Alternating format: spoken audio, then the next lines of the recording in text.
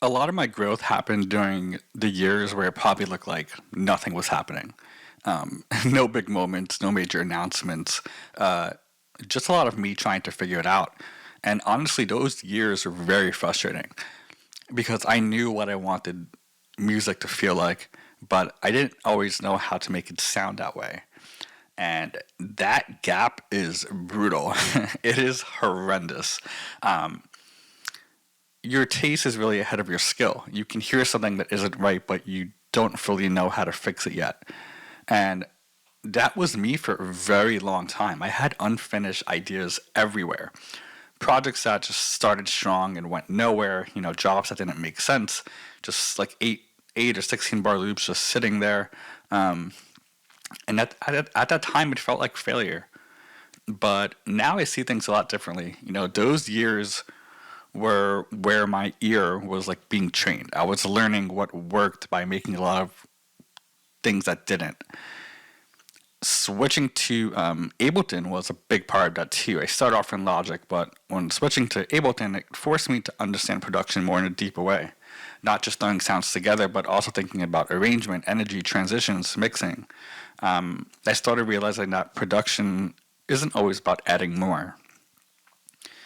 Sometimes, the track gets better when you take something out. Sometimes the melody needs less, or the drop needs space. And those lessons didn't come from just watching one tutorial and suddenly understanding everything. They came from, sitting with the work over and over again. And that part is hard because nobody really sees it. Nobody sees the folder of unfinished songs that you have. Nobody sees the hours you spend fixing one section of a kick or a drum loop.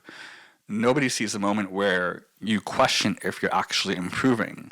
But those years, they count. That's what I had to learn. Just because nobody sees the growth doesn't mean that the growth isn't happening. And sometimes, progress is quiet.